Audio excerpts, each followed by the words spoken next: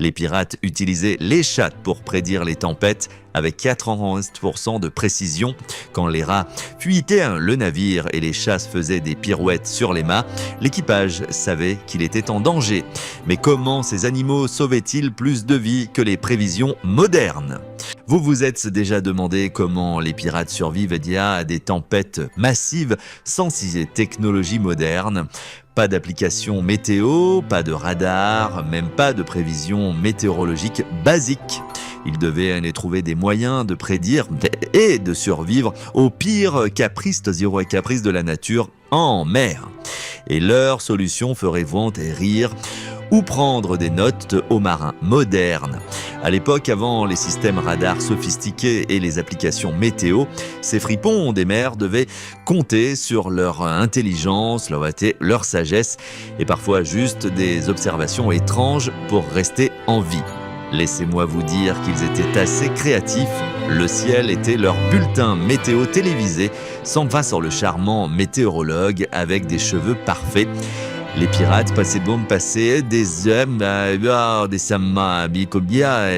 à observer les nuages se déplacer et changer, développant une capacité presque surnaturelle à les lire. Ces nuages blancs et duveteux qui semblent si paisibles sur vos photos de pique-nique dans votre jardin. Pour les pirates, ils étaient comme des signes d'avertissement de la nature. Lorsque ces bouffées innocentes se transformaient soudainement en tours sombres et menaçantes, chaque marin savait qu'il se préparait à un grand tourbillon. Plus intéressant encore étaient les nuages Cirrus en haute altitude. Ces nuages fins et filandreux qui ressemblent à des queues de cheval. Si un pirate repérait ces mauvais garçons, il savait qu'il avait environ 24 heures avant qu'une tempête ne frappe. Les pirates étaient essentiellement des baromètres humains où ils pouvaient littéralement sentir une tempête se préparer dans leurs eaux. Et je ne parle pas seulement de cette vieille blessure au genou qui se réveille. La pression atmosphérique chutait avant une tempête, créant une sensation lourde et oppressante qui rendait la respiration comme aspirer de l'air à travers une paille. Un vieux journal de bord de pirates que j'ai trouvé mentionnait comment un équipage avait une fois fait demi-tour simplement parce que leur capitaine disait que l'air avait une drôle de sensation. Et il s'est avéré qu'il avait raison. Ils ont évité de naviguer directement dans ce qui est devenu connu comme la grande tempête de 1703 qui a coulé plus de 1000 navires en une seule semaine. Maintenant, vous pourriez penser que tous ces vieux dictons de marins n'étaient que des balivernes transmises après trop de bouteilles de rhum, mais il y avait en réalité une solide science derrière eux. Dire à eux, mais prenez ciel rouge le soir, plaisir des marins, ciel rouge le matin, avertissement pour les marins. Ce n'était pas juste une jolie rime, cela était basé sur le fait que les systèmes météorologiques se déplacent généralement d'ouest en est dans l'hémisphère nord. Un ciel rouge le soir signifiait que le temps clair approchait, tandis qu'un ciel rouge le matin avertissait d'orages imminents. Les pirates intelligents pouvaient lire ces signes, comme nous lisons des textos et aujourd'hui. En parlant de Rome, parlons d'un des aspects les plus amusants de la prévision météorologique pirate, leur superstition. Certains équipages étaient si superstitieux qu'ils versaient du rhum parfaitement bon dans l'océan pour apaiser des dieux de la météo en colère. Un capitaine aurait même conservé une bouteille spéciale de rhum de tempête qui n'était ouverte que pendant les pires conditions climatiques. La moitié pour l'océan, la moitié pour son courage. Les archives historiques des Caraïbes montrent que certains navires pirates réalisaient même des cérémonies élaborées pendant les tempêtes, complètes avec des chants et des offrandes de rhum. Parler d'un gaspillage de bons esprits. Une méthode particulièrement astucieuse que les pirates utilisaient était d'observer la hauteur et le pattern des vagues. Ils savaient que lorsque les vagues commençaient à venir de plusieurs directions à la fois, cela signifiait que différents systèmes météorologiques se heurtaient, un signe sûr de problème en préparation. Il les appelait les tueuses de veuves à cause de la dangerosité qu'elles pouvaient représenter. Un vieux journal de pirates de 1725 les décrivait comme la mer ayant une dispute avec elle-même. Et plutôt poétique pour un groupe de gars qui n'avaient probablement pas brossé leurs dents depuis des années. Un fait moins connu est que les pirates utilisaient aussi leur odorat pour prédire le temps. Ils affirmaient pouvoir sentir une tempête approcher et la science moderne le confirme. Ce qu'ils sentaient en fait était l'ozone créé par les tempêtes d'éclairs et l'odeur distincte de la pluie frappant le sol sec transporté par le vent. Certains capitaines expérimentés étaient si doués pour cela que leurs équipages les surnominaient les sorcières de la météo, et même si probablement pas en face. C'est vraiment astucieux de voir comment tout ce système de prévision météorologique fonctionnait ensemble. Un bon capitaine pirate prenait tout en compte, les nuages, la pression de l'air et même ces vieux dictons qui semblent futiles à première vue. Ce n'était pas parfait, mais ça fonctionnait étonnamment bien. Les archives historiques montrent que les pirates expérimentés pouvaient prédire de grandes tempêtes avec environ 70% de précision. Pas mal pour des gens qui pensaient que la Terre était plate. Certaines des méthodes les plus uniques comprenaient l'observation de la couleur de la mer elle-même. Un vert foncé souvent signifiait que le mauvais temps approchait, tandis qu'un bleu clair brillant signifiait généralement de bonnes navigations à venir. Les pirates prêtaient également attention à la lune. Ils remarquèrent vraiment que les tempêtes étaient plus probables lors d'une pleine lune en raison de son effet sur les marées. Un équipage particulièrement superstitieux gardait même un journal de quel membre de l'équipage était le ronfleur qui prédisait le pire temps, bien que je soupçonne que cela avait plus à voir avec le maintien du moral pendant les longues traversées que la véritable prévision météorologique. Les pirates les plus expérimentés pouvaient combiner tous ces signes en un système de prédiction étonnamment précis. Ils notaient comment le vent changeait de direction, surveillaient toute phosphorescence inhabituelle dans la nuit et suivaient même comment leurs vieilles blessures de bataille réagissaient. Ce n'était pas vraiment la chaîne météo, mais cela les maintenait en vie dans certaines des eaux les plus dangereuses du monde. Et bien que ces compétences de lecture météo étaient impressionnantes, les pirates avaient des prévisionnistes encore plus surprenants à bord de leurs navires. Ils étaient poilus et à plumes. C'est vrai, les pirates comptaient sur des animaux pour prédire les tempêtes et ces créatures étaient étonnamment bonnes dans leur travail. Commençons par les chats de bord, les champions de la prévision météorologique en mer. Ce n'étaient pas vos chats de maison ordinaires, se prélassant dans des rayons de soleil et renversant des choses des étagères. Les chats de bord étaient considérés comme si précieux pour leur capacité de prédiction des tempêtes que certains pirates les volaient même à d'autres navires. Un chat valait son poids en or, ce qui, il faut l'admettre, n'est pas beaucoup pour un chat, mais vous voyez l'idée.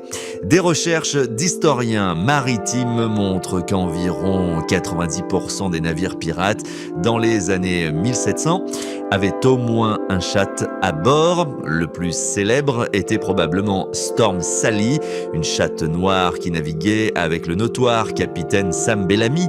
La légende dit qu'elle prédit la tempête qui finirait par couler son navire. Bien que visiblement personne ne l'ait écoutée ce jour-là, peut-être était-elle trop occupée à nettoyer ses pattes. La façon dont les chats prédisaient les tempêtes était en fait assez incroyable. Ils commençaient à agir étrangement des heures avant que n'importe quel humain ne puisse sentir le trouble. On parle de crise d'éternuement, de toilettage à l'envers et de sursaut. Un journal de pirates de 1618 décrit le chat de son navire faisant des saltos depuis le mât, bien que je soupçonne que cette entrée particulière ait pu être écrite après quelques tours de rhum de trop. Mais ce n'était pas seulement une question de chat, les oiseaux de mer étaient comme le système d'alerte précoce des pirates. Ces oiseaux avaient un meilleur radar météo que la plupart des aéroports modernes. Lorsque les pirates voyaient des mouettes et des albatros soudainement se diriger vers les terres, ils savaient qu'il était temps de sécuriser tous les accès. Une étude des journaux de bord de l'âge d'or de la piraterie a montré que le comportement des oiseaux de mer prédisait avec précision les tempêtes environ 80% du temps, ce qui est mieux que certaines applications météo que j'ai utilisées. Certains navires pirates avaient même des postes de guet spéciaux réservés à l'observation du comportement des oiseaux. Ils les appelaient nids d'oiseaux, d'où vient en fait le terme mât de perroquet. Mais aujourd'hui, bien que pourquoi ils l'appelaient un mât de perroquet alors qu'ils regardaient des mouettes, ça me dépasse. Peut-être que nid de mouette n'avait tout simplement pas la même sonorité. Maintenant, parlons des héros peu célébrés de la prévision météorologique pirate, les rats. Oui, ces mêmes rats qui portaient probablement de nombreuses maladies sauvaient aussi d'innombrables vies de pirates. Lorsque les rats commençaient à se déplacer vers les parties supérieures du navire, ou pire, essayaient de quitter le navire, les pirates savaient qu'ils avaient de sérieux problèmes. Il existe en fait un cas documenté de 1716 où tout un équipage pirate abandonna le navire simplement parce qu'il voyait les rats partir. Le navire a sombré lors d'une tempête le lendemain. Les rats avaient probablement déjà réservé des vacances bien méritées, mais il y a quelque part au soleil, le lien entre les rats et la prévision météorologique n'était pas non plus qu'une superstition. Les scientifiques savent maintenant que les rats peuvent détecter les changements de pression atmosphérique beaucoup mieux que les humains. Ils peuvent sentir une tempête approcher des jours avant que nous ne voyions le premier nuage. Un journal d'un capitaine notait « Quand les rats montent, nous sortons ». Court, simple et probablement sauvé pas mal de vies, même les insectes jouaient leur rôle dans ce service météo-animal. Les mouches devenaient plus agressives avant une tempête et les cafards commençaient à apparaître sur le pont, ce qui était en gros la façon dont la nature disait « Hey, de l'eau arrive et beaucoup ». Un pirate a écrit qu'il faisait plus confiance au sens météorologique d'un cafard qu'à celui de son premier mât. Bien que, pour être juste, le premier mât avait été connu pour naviguer en suivant des sirènes qui se révélèrent être des lamentins. Les pirates vraiment malins apprenaient à surveiller tous ces animaux en même temps. Si le chat faisait des saltos, que les mouettes se dirigeaient vers la côte et que les rats réservaient des billets de croisière, eh bien, il n'était pas nécessaire d'être un génie pour deviner ce qui arrivait, bien que certains capitaines avaient encore besoin d'être convaincus. Il existe une histoire célèbre concernant un capitaine pirate qui ignora tous ces signes et se retrouva à devoir nager pour retourner au port. Son équipage l'aurait surnommé capitaine cerveau d'oiseau après cela. Avec tous ces prévisionnistes animaux à bord, on pourrait penser que les pirates auraient été plutôt en sécurité en mer. Mais savoir qu'une tempête approchait était une chose, la gérer en était une toute autre. Préparer un navire était comme essayer de nettoyer sa chambre en 5 minutes avant le retour de ses parents. Sauf qu'au lieu de chaussettes sales, vous avez à gérer plusieurs tonnes de pièges mortels en bois. Pour commencer, les canons. Ces machines n'étaient pas là juste pour le spectacle. Chacun pesait autant que 5 voitures modernes combinées. Un canon mal sécurisé sur le pont pendant une tempête était comme avoir un éléphant en colère faisant du parcours sur votre navire. Pas amusant.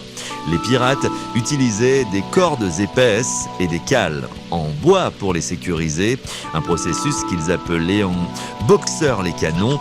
Les archives historiques montrent que plus de marins sont morts à cause de canons mal fixés pendant les tempêtes que de véritables tirs de canon lors des batailles. Parlez d'être tué par vos propres armes. Le vrai chaos commençait en dessous du pont. Les pirates devaient déplacer tout ce qui était lourd vers la partie la plus basse du navire. un travail qu'il détestait absolument. Imaginez jouer à Tetris, mais chaque pièce pèse des centaines de livres et la salle de jeu tangue dans tous les sens. Un journal d'un pirate de 1721 se plaignait: j'ai déplacé le coffre au trésor pour la 3e fois aujourd'hui. Le capitaine dit que c'est pour l'équilibre. Je dis qu'il aime juste nous voir souffrir. Tout sécuriser n'était pas seulement une question de propreté. Plus la position du centre de gravité du navire était basse, moins il était susceptible de chavirer. Une étude sur les naufrages de l'âge d'or de la piraterie montre que les navires ayant eu une cargaison correctement sécurisée avaient 3 fois plus de chances de survivre à de grandes tempêtes. Bien que je soupçonne que l'étude n'ait pas compté les navires même qui ont sombré avec tout l'équipage. Les morts ne racontent pas d'histoire, comme on dit. Puis il y avait la situation de l'incendie. Les pirates devaient éteindre toute flamme sur le navire. Lanterne, feu de cuisson, tout. Avez-vous déjà essayé de trouver votre chemin autour d'un navire qui tangue dans l'obscurité totale? C'est comme jouer à Marco Polo dans une château gonflable, sauf que la piscine, c'est tout l'océan. Les archives montrent que les incendies, lors des tempêtes, ont fait sombrer plus de navires pirates que les batailles navales. Une seule étincelle au mauvais endroit pouvait transformer un navire robuste en bois flottant en quelques heures. Mais le véritable spectacle se déroulait dans le gréement. Les pirates devaient ajuster les voiles correctement. Trop de voiles et le vent pouvaient arracher les mâts, trop peu et ils perdaient le contrôle du navire. Ils appelaient cela frapper les voiles. Et c'était probablement le travail pas le plus dangereux sur le navire. Le processus impliquait de grimper à 15 mètres dans les airs, essayant de plier de grandes toiles pendant que tout le navire roulait en dessous d'eux. Un pirate vétéran le décrivait comme essayer de plier une couverture mouillée tout en chevauchant un cheval sauvage, sauf que le cheval est ivre et c'était de vous tuer. Les pirates développaient un système complexe de gestion des voiles pour les tempêtes. Ils utilisaient différentes combinaisons selon la force du vent. Voile pleine, voile à moitié, voile au quart. Ou dans les pires cas, juste une petite voile de tempête pas plus grande qu'un drap de chambre moderne. Se tromper signifiait le désastre. Des archives de 1715 décrivent un navire pirate qui gardait trop de voiles pendant une tempête des Caraïbes. Les mâts se sont brisés comme des brindilles, emportant la moitié du pont avec eux. La préparation la plus critique était de renforcer la coque elle-même. Les pirates faisaient courir des cordes de soutien supplémentaires appelées préventeurs de la proue à la poupe, donnant essentiellement à leur navire un corset serré pour l'aider à résister à la torsion dans les hautes mers. Ils installaient également des pompes d'urgence, généralement de simples dispositifs en bois qui pouvaient déplacer environ 380 litres par minute. Pas très efficace selon les normes d'aujourd'hui, mais quand votre navire prend l'eau, chaque goutte compte. Une innovation particulièrement astucieuse était l'encre de tempête. Contrairement aux encres ordinaires, celle-ci était conçue pour être traînée derrière le navire pendant le temps violent, agissant comme un frein pour ralentir le vaisseau et garder sa proue orientée contre les vagues. Faites de toiles épaisses et de cordes en forme de cône, ces ancres maritimes pouvaient faire la différence entre affronter une tempête ou se retrouver éparpillés au fond de l'océan. Les pirates devaient également sécuriser leurs armes et munitions. La poudre à canon humide était de la poudre à canon inutile. Ils la stockaient dans des caisses spécialement conçues, tapissées de goudron et de toile, parfois même en enveloppant des corps de poudre individuels dans du cuir huilé. Selon un inventaire d'un navire de 1722, un seul vaisseau pirate pouvait transporter plus d'1 tonne de poudre à canon, le tout devant rester au sec malgré les vagues s'écrasant sur le pont. L'ensemble du processus de rendre un navire résistant aux tempêtes était un travail épuisant et dangereux qui devait être fait parfaitement car il n'y avait pas de seconde chance en mer. Mais même avec toutes ces préparations, la partie la plus dangereuse était encore à venir. Survivre à une tempête en mer n'était pas seulement une question de garder le navire à flot, mais aussi de garder l'équipage en vie. L'équipage d'un navire pendant une tempête était comme une équipe de danse vraiment dangereuse où un mouvement mortel signifiait que quelqu'un risquait de faire une baignade avec les requins. Règle numéro 1, ça ne restait attaché. Non, pas comme dans les films. Les pirates faisaient courir de longues cordes appelées lits de vie à travers le pont auxquels ils pouvaient s'attacher. Selon les dossiers de navires des années 1700, tomber par-dessus bord pendant une tempête avait un taux de survie de 0%. Un capitaine l'écrivait « J'ai perdu Johnson aujourd'hui ». Il a dit qu'attacher son père à un vaisseau était pour les lâches, les poissons, ils ne sont probablement pas d'accord. Travailler par quart était crucial, vous ne pouviez pas avoir tout le monde épuisé en même temps. C'est comme cela que les navires finissaient en musée sous-marin. Une veille typique durerait 4 heures et les équipages avaient développé un système de rotation qui aurait rendu jaloux les planificateurs modernes. Les archives historiques montrent que les équipages qui géraient bien leur quart avaient 60% de meilleures chances de survivre aux longues tempêtes. Bien qu'un pirate notait dans son journal 4 heures sur le pont, ça ressemble à 4 ans quand on se fait gifler par des vagues de la taille des églises. Le pont, pendant une tempête, n'était pas un endroit pour des pas de danse élégants. Les pirates apprenaient un peu à ramper au lieu de marcher. Cela semble ridicule, mais cela leur sauva la vie. Ils se déplaçaient sur les 4 pattes, restant aussi bas que possible. Un pirate particulièrement fier refusa de ramper et insista pour marcher normalement. Ses camarades l'ont surnommé Deu Harry le Palourd, jusqu'à ce qu'il devienne Harry le tombé à l'eau.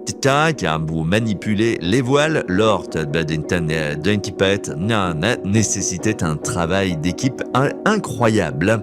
Chaque réglage des voiles nécessitait un timing parfait. Trop lent et le vent pouvait déchirer la toile en morceaux. Trop vite et quelqu'un pourrait s'emmêler dans les cordes. Les pirates avaient développé des signaux spéciaux pour les tempêtes car personne ne pouvait entendre quoi que ce soit au milieu du vent. Une oreille tirée voulait dire resserrer cette corde, tandis qu'une cuisse frappée voulait dire relâchez-la. Mélanger ces signaux pouvait poser problème, comme un navigateur l'a écrit. MacGregor pensait que le capitaine dansait. Il s'est avéré qu'il essayait de dire que le mât se brisait. En parlant de communication, les pirates devaient développer un vocabulaire spécial pour les tempêtes, des mots courts et clairs qui ne pouvaient pas être mal compris. Maintenant devenait « allez », arrêtez devenait « tenez ». Et toutes les instructions compliquées étaient simplifiées en gestes de la main. Un équipage a apparemment essayé d'utiliser des sifflets jusqu'à ce qu'il réalise que les sifflets de tout le monde semblaient être identiques. Le chaos qui en a résulté a fait que 3 pirates tiraient la même corde dans 3 directions différentes. La nourriture et l'eau pendant les tempêtes étaient un autre défi. Essayer de manger de la soupe tout en faisant un tour de montagne russe. C'est à peu près ce que ressentaient les repas. Les pirates ont élaboré un régime de tempête à base de viande séchée et de biscuits durs, des aliments que vous pouviez manger d'une main tout en tenant quelque chose de l'autre. Ils sécurisaient également les barils d'eau avec un soin supplémentaire. Un baril d'eau cassé pendant une tempête n'était pas juste un désordre, c'était une condamnation potentielle à mort. Le travail le plus dangereux était de vérifier les dommages pendant la tempête. Quelqu'un devait descendre régulièrement sous le pont pour s'assurer que le navire ne se cassait pas de l'intérieur. Ils appelaient cette tâche joyeuse la veille de la mort. Selon un journal de bord, les pirates tiraient à la courte paille pour cette tâche et il y avait toujours ce gars qui parvenait d'une manière ou d'une autre à choisir la plus longue paille à chaque fois. Comme a écrit un pirate, étrange comme la paille de Murphy est toujours la plus longue. Étrange encore qu'il ait 6 doigts après en avoir perdu 2 le mois dernier. Les blessures liées lors des tempêtes nécessitaient une pensée rapide et des pratiques médicales discutables. Les coupures, les fractures et les entorses étaient courantes, mais vous ne pouviez pas exactement pratiquer une chirurgie délicate sur un navire à tangage. Les pirates ont développé un système médical de secours qui ferait s'évanouir les médecins modernes, toute de l'utilisation du rhum comme antiseptique et analgésique à la fabrication d'attelles à partir de débris de barils. Un docteur de navire a fièrement enregistré qu'il avait réussi à remettre un bras cassé lors d'un ouragan, bien qu'il ait admis que le bras était légèrement plus courbé que ce que la nature avait prévu. Mais même avec toutes ces mesures de sécurité en place, le plus grand ennemi des pirates n'était pas les blessures ou les vagues. C'était la menace constante que leur navire devienne une baignoire. Clôturer les hublots, il s'avère que ce n'était pas juste quelque chose que les pirates criaient pour avoir l'air cool. Garder là hors d'un navire pendant une tempête était comme essayer de garder un bateau en papier sec dans la baignoire, pratiquement impossible, mais il fallait tout de même essayer. Les hublots étaient comme les portes et fenêtres d'un navire, sauf qu'ils avaient le fâcheuse habitude de laisser entrer l'océan si vous ne les scelliez pas correctement. Les pirates les couvraient de toiles épaisses et clouaient des bandes de bois appelées battants à travers eux, d'où la célèbre phrase. Selon les archives maritimes, un seul hublot mal scellé pouvait laisser entrer suffisamment d'eau pour couler un navire en moins d'une heure. En 1 heure, un capitaine notait « J'ai trouvé Thompson essayant de boucher un hublot qui fuyait avec son chapeau, point pour la créativité, 0 pour l'efficacité. Les trous de ventilation présentaient un autre problème. Les navires avaient besoin de ces trous pour la circulation de l'air, mais pendant les tempêtes, ils devenaient la manière dont la nature installait une piscine intérieure indésirable. Les pirates ont développé un système astucieux de bouchons en bois, chacun marqué avec l'emplacement de son trou correspondant. Bien sûr, il y avait toujours cette personne qui perdait ses bouchons. Les archives historiques mentionnent un marin créatif qui a essayé d'utiliser sa collection de chaussettes comme bouchon d'urgence. Étonnamment, cela a fonctionné bien que personne ne voulait être près de lui quand il les récupérait. Le véritable cauchemar était de gérer les fuites sous la ligne de flottaison. Les pirates transportaient des patchs d'urgence fabriqués de toiles à doublure de plomb et des bouchons en bois de différentes tailles. Lorsqu'une fuite se déclenchait, ils enfonçaient ces patchs plus vite que vous ne pourriez dire « nous cool ». Un journal de navire de 1719 portait « Aujourd'hui, nous avons utilisé 47 bouchons, 3 chemises, 2 bottes et le chapeau préféré du cuisinier pour rester à flot. Le cuisinier n'est pas content ». Les pirates ont également développé un système ingénieux de détection de fuite utilisant des marques à la craie. Ils traçaient des lignes à différentes hauteurs sur l'intérieur de la coque. Si les lignes à la craie commençaient à disparaître, ils savaient exactement à quelle vitesse de l'eau était en train d'entrer selon les dossiers maritimes. Ce système simple a sauvé des centaines de navires en aidant les équipages à prioriser leurs efforts de réparation. Un journal d'un capitaine notait « Les lignes à la craie disparaissent plus vite que le courage de mon équipage ». Et il est si le temps de faire preuve de créativité. Des réparations d'urgence nécessitaient souvent des solutions bizarres. Certains équipages bourraient de goudron dans les fissures, tandis que d'autres utilisaient un mélange de graisse animale et de sueur pour sceller les fuites. Un équipage particulièrement désespéré aurait utilisé l'ensemble de leur approvisionnement en fromage pour boucher les trous. Apparemment, l'eau salée l'a durci en quelque chose ressemblant à du ciment. Leur journal indiquait « Les rats sont déçus, mais au moins nous ne coulons pas ». Les zones les plus critiques à protéger étaient les joints où les planches du navire se rejoignaient. Ces coutures pouvaient s'ouvrir pendant les tempêtes, transformant la coque en quelque chose ressemblant à un panier très troué. Les pirates gardaient une pâte spéciale de tempête prête, un mélange de goudron, de poils d'animaux et de tout ce qu'ils pouvaient trouver qui pourrait coller. Certaines équipes avaient même des gardiens de pâte dédiés pendant les tempêtes, des membres d'équipage dont le seul travail était de surveiller les coutures défaillantes. Toutes ces méthodes, de la prédiction météorologique aux avertissements animaux, de la préparation du navire à la sécurité de l'équipage et enfin à garder l'eau à l'extérieur, fonctionnaient ensemble pour créer un système complexe de survie aux tempêtes. Bien que les marins modernes puissent rire de certaines de ces techniques, il ne fait aucun doute que ces pirates savaient ce qu'ils faisaient